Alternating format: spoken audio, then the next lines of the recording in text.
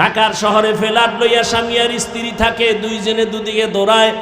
কিছুদিন পর স্বামীরে ফকিন্নি বানাইয়া এইবার কয় তোর ডানাও খারাপ, আমি হিজরত করলাম। গাভীর দুধ খাইতে গিয়া মায়ের খবর নিলি, কিন্তু যেই মাইয়া তোর আপন জীবনটারে সাজাবে, মইরা গেলে এই সংসার ইতিহাস হয়ে থাকবে, ওই সময় বিয়ার সময় একবারও জিগাইলা না ওর মা পর্দা করেনি, নামাজ পড়েনি। যেই ঘরের বউ সংসারের কাজ করে, আল্লাহর কসম ওই সংসার দিন দিন উজ্জ্বল হবে, রিজিক বাড়বে, মোহাব্বত বাড়বে, আদর্শ সন্তান ওই সংসারে আসবে। আর সুদের টাকা খাইয়ে যদি সংসার চালায়, ওই ঘরের সন্তান কোনোদিন মা বাবার খেদমত করবে না। ওই বাবার উপরে ধিক্কা, যেই বাবা নিজেও হারাম খায়, অবুজ শিশুটার রক্তটারেও হারাম খাওয়াইয়া নাপাক বানায়, ও বাবার কপালে ধিক্কা। আল্লাহ হেদায়াত দান করুন। দুনিয়াতে অভাব ছাড়া কোনো মানুষ নাই।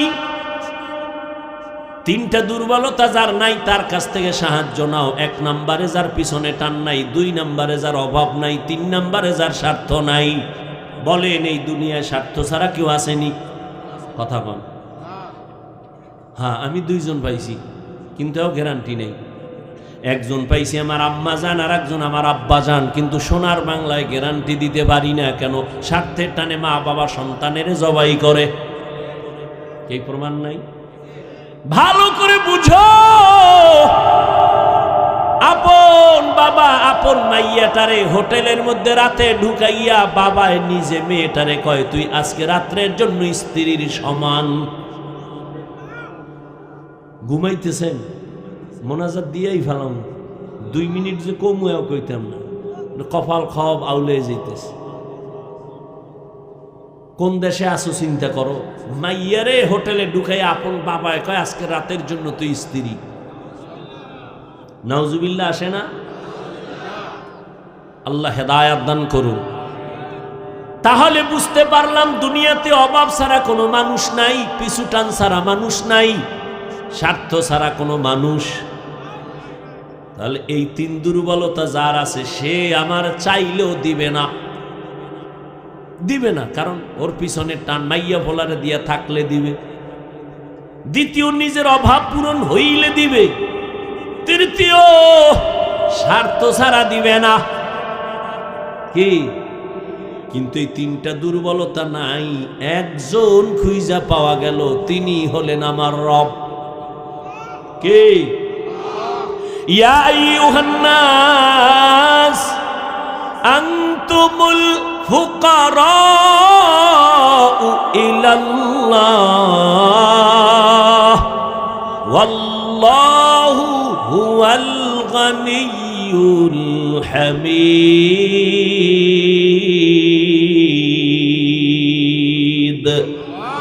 गर तवक्कुल में कुनी हर सुबह शाम मेरा सानद रिज़्क़ तू अज़ला मकाम। এই তিনটা দুর্বলতা নাই একমাত্র কার? আল্লাহর কোনো পিছনে টান আছে নিজে মাইয়া বলা চায়? আছে?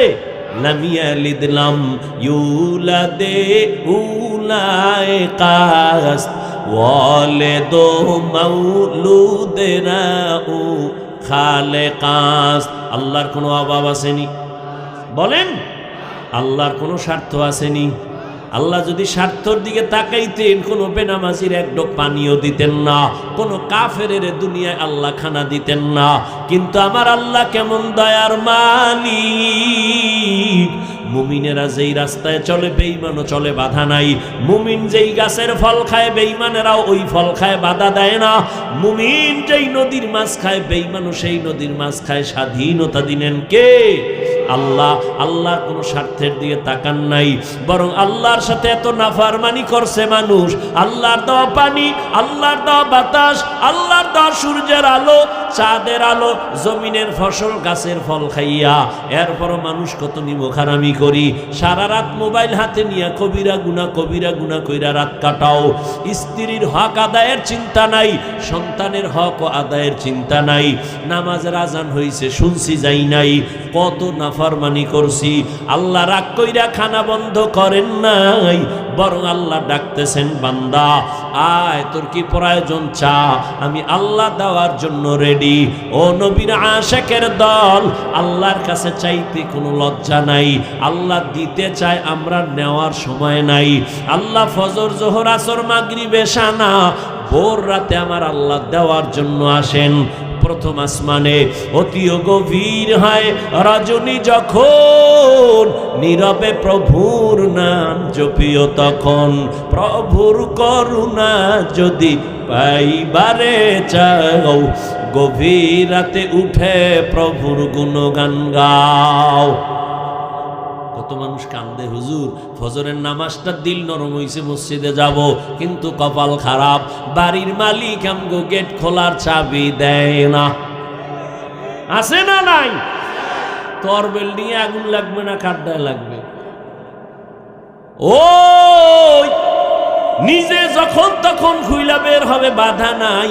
নামাজি বান্দা ফজরে মসজিদে যাবে, গেটের তালা খোলার চাবি দেয় না, কয় পারলে তুমি অন্য বিল্ডিংয়ে যাও, আমার গেট খোলা হবে না। অথচ বিল্ডিং আর উচিত ছিল একজন দারোয়ান রাখবে আলাদা, তুই 5 ওয়াক্ত নামাজে সবাইরে ডাকবি, সবাই নামাজে যাবে। আর আমার বিল্ডিং এর ভাড়াটিয়ারা যদি নামাজ পড়ে, পর্দা করে, কোরআন পড়ে, আমার বিল্ডিং এর মতো শান্তির বিল্ডিং এই দুনিয়ার হবে না। এই দুনিয়ার জমিনে রাষ্ট্র চালাইছেন বাদশা হারুন রশিদ, নাম শুনছেন?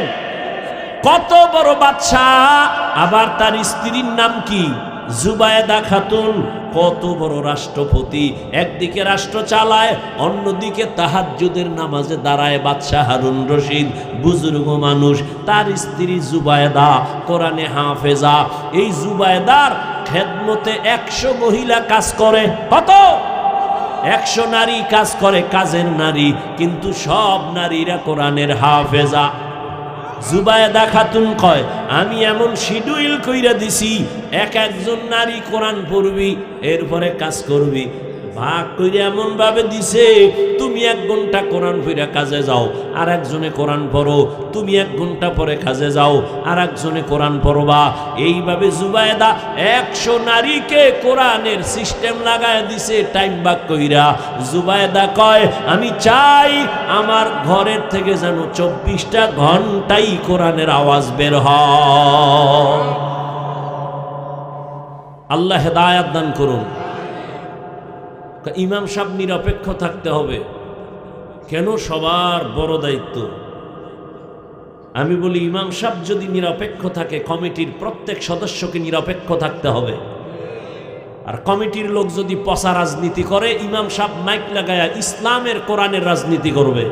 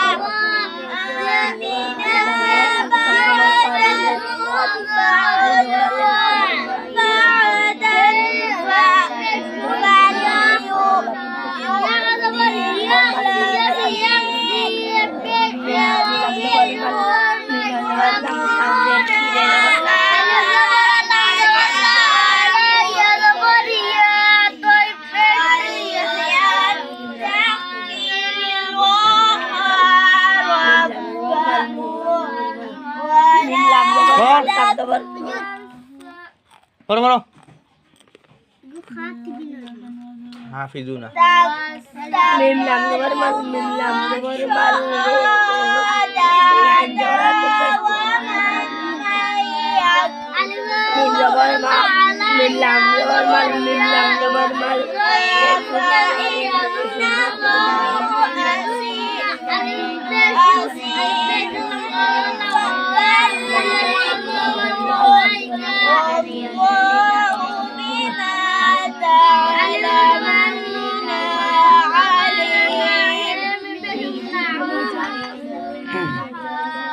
Yau zubar yau mim zubar ma yau ma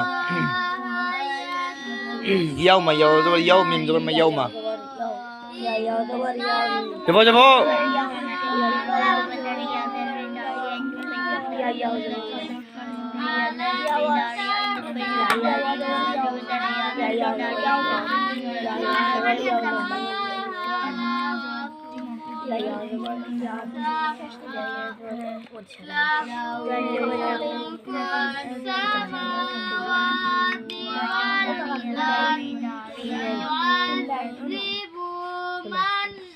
ya memang